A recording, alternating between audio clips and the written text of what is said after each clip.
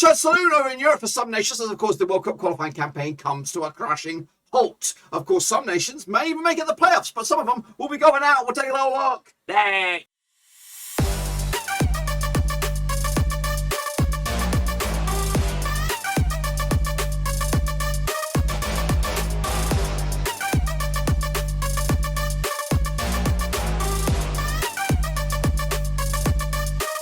That's right, guys, back once again with our prediction video today. We look forward to match number 10, part 2. That's right, and we'll get to that in just a second. If you do, may have been, smash your subscribe and get your bang up to all things Love and related, World Cup qualifying related, World Cup itself related. We're going to all hear, boys.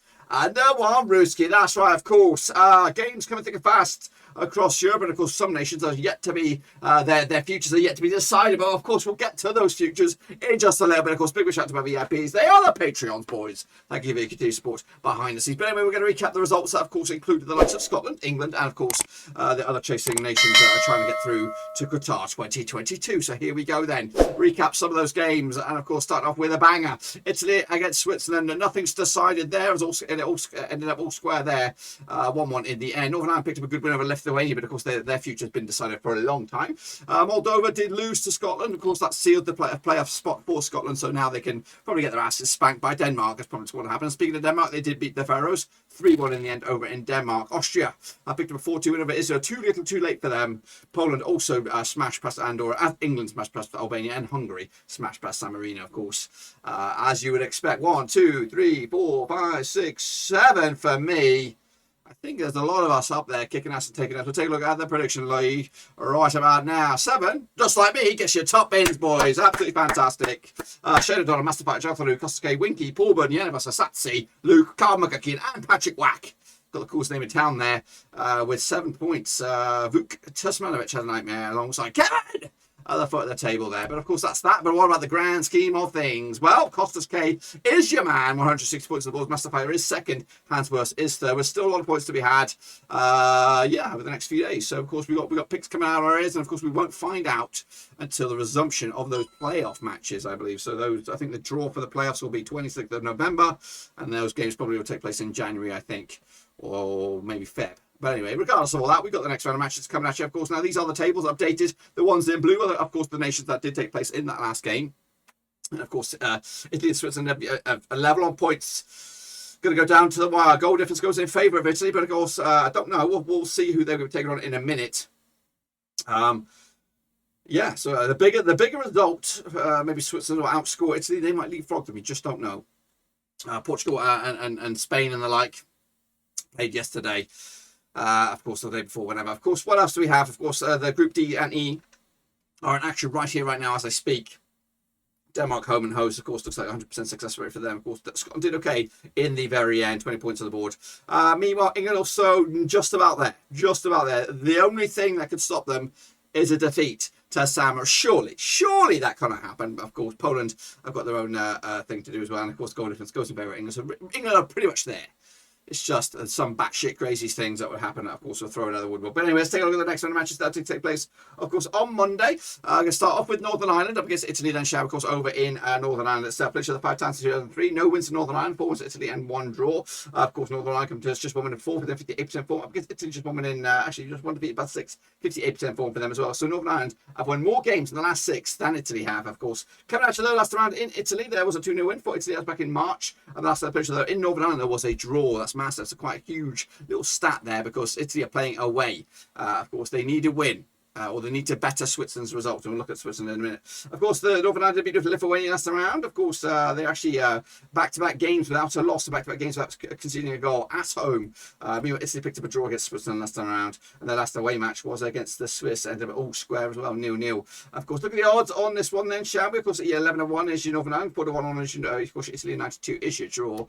I've gone with a 2-1 for Italy, which of course would seal the deal unless Switzerland scores 7 against Bulgaria, and that's the next match coming up. Also taking place on Monday, November the 15th. Now, these two sides have played each other 6 times since 1994, so the Swiss stand up for Bulgaria and 2 draws. The Swiss committed unbeaten in the last 6. What are we looking at? 3 wins, 3 draws, 75% form. Meanwhile, Bulgaria haven't won any of the last 16 away matches. They come to this, they're just 1 defeat the past 6, 67% form for them at the moment. Of course, last time it was in Bulgaria, it's a 3-win force. The Swiss, that was back in March 2021. Of course, last time in Switzerland was back in September 2011 as a 3-1 win as well. So back to back 3-1 wins for the Swiss over Bulgaria. Bulgaria picked up a draw against Ukraine in a friendly. That was back in November the 11th. Of course, the Swiss picked up a draw against Italy as well. Look at the odds on this one. What do we have on this one? The Swiss are favourites. Of course, 10-1 on for the victory. 8-1 is your long shots.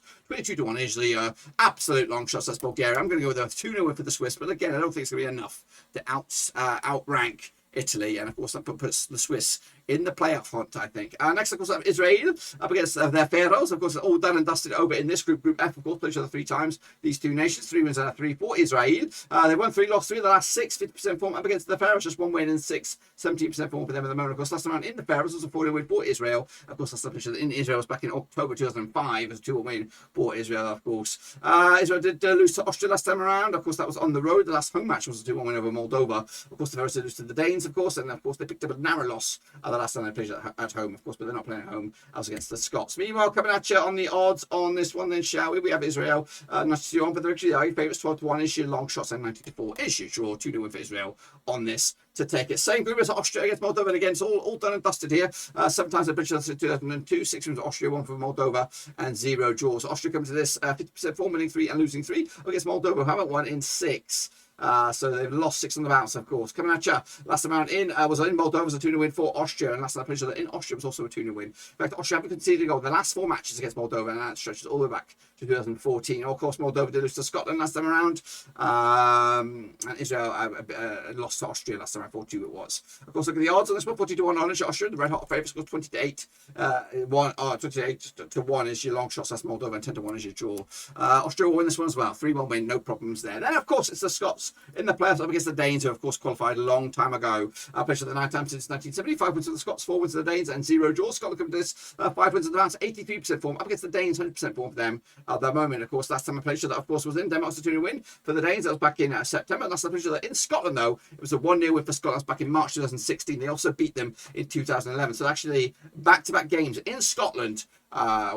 Scottish victory over the Danes, but they were friendly, so they don't really count anyway. Of course, Scotland comes to this back at win over Moldova. They've actually got back-to-back clean sheets against the Danes, though, of course, beating the Pharaohs as well. The last away game was against Moldova, was a 4-0 win, so they're good on the road as they are at home. 12-5 is your host, 5-4 is your long shots. 12-5 is your host, who are the long shots. 11-5 is your draw. 5-4 is the Danes. They are the favourites on this one. I'm going to go with the Denmark win, 2-0 win, but it doesn't matter because Scotland are in the playoffs, and that's, I'm sure, what they were hoping for. In the end, men, next up, of course, with Albania and against Andorra at the Battle of the A's, of course, played each other 4 times since 2010. 3 was Albania, 1 draw, nothing but Andorra. 50% form for Albania, winning 3, losing 3. Up against Andorra, winning 2 of the last 6, 33% form for them at the moment. Last time, of course, was in Andorra. It was back in March. It was a 1-0 win. And, of course, last time in Albania was a 2-2 draw back in November 2019. Bit of a shambles, that, really. Of course, coming at you, though, Albania did lose to England, 5-0 loss last time around.